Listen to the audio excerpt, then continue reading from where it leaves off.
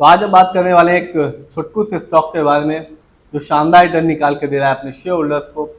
जिन्होंने इस कंपनी में पैसा भी लगाया होगा उन्हें भी विश्वास नहीं होगा कि इस कंपनी ने सिर्फ एक साल में 1021% का रिटर्न निकाल के देगा और शेयर प्राइस भी 100 रुपये से नीचे का है। ये वीडियो सिर्फ एजुकेशनल पर्पज है, ना हम कोई भी स्टॉक खरीदने की सलाह देते हो ना ही बेचने की। तो आज हम बात करेंगे एक छुटकू से स्टॉक के बारे में जिसका नाम है स्पाइस लाउंज फूड। ये कंपनी 1981 में बनी और ये कंपनी का पहले नाम हुआ करता था शालीमार एजेंसी। कंपनी बिजनेस में डीलिंग करती है शेयर, बॉन्ड और सिक्योरिटीज में। और आज के दिन यदि आप देखेंगे तो आप देख पाएंगे जब मार्केट बंद हुआ तो इस कंपनी का जो शेयर प्राइस था वो था 56 रुपीज़ 85 पैसे का। और आज भी इस छुटकू से स्टॉक ने अपने शेयर होल्डर्स को, हर एक निवेशक को बिल्कुल निराश नहीं किया। 4.97% का रिटर्न निकाल के दिया, वो भी आज के दिन। इतना ही नहीं, ना केवल शॉर्ट टर्म में बल्कि ये कंपनी लॉन्ग टर्म में भी अपने शेयर होल्डर्स को माला माल कर रही है।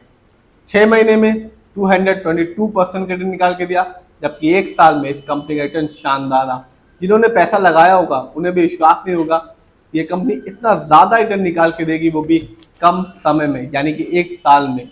एक साल में इस कंपनी का रिटर्न था 1021% का, यानी आज से ठीक एक साल पहले इस कंपनी का शेयर प्राइस मिल रहा था 5 रुपीज़ 32 पैसे का, जो आज के दिन है 56 रुपीज़ 85 पैसे का। आज भी सस्ता है, लेकिन हाँ 5 रुपये से तो महंगा है, लेकिन आज भी सस्ता है।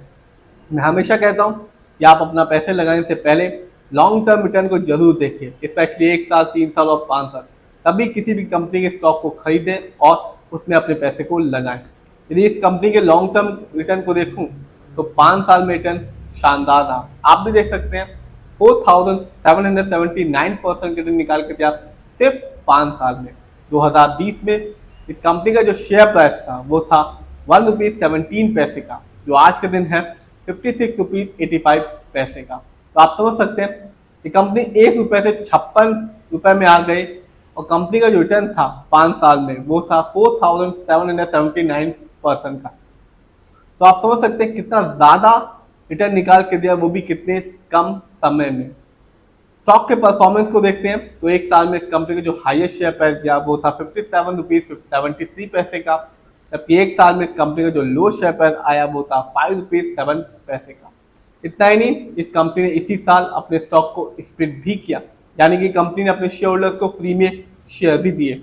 इस कंपनी का जो स्टॉक स्प्लिट रेशियो था वो था 1:10 का, यानी कि जिसके पास भी इस कंपनी का एक शेयर होगा उसको 10 शेयर मिले होंगे। तो कंपनी ने कमाल का शेयर दिया अपने शेयर होल्डर्स को फ्री में 1:10 के रेशियो में, यानी कि आपके पास यदि 1000 शेयर होते तो वो बन जाते 10,000 शेयर।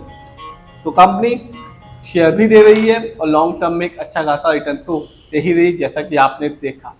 बात करें इस कंपनी के फंडामेंटल्स की तो आप देख सकते हैं मार्केट कैप है 3776 करोड़ का। स्मॉल कैप की कंपनी है क्योंकि स्मॉल कैप का मार्केट कैप 5000 करोड़ के नीचे का होता है।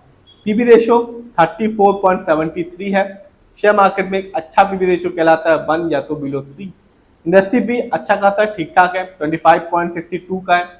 शेयर मार्केट में एक अच्छा इंडस्ट्री पी होता है 20 से लेकर 25 के बीच में।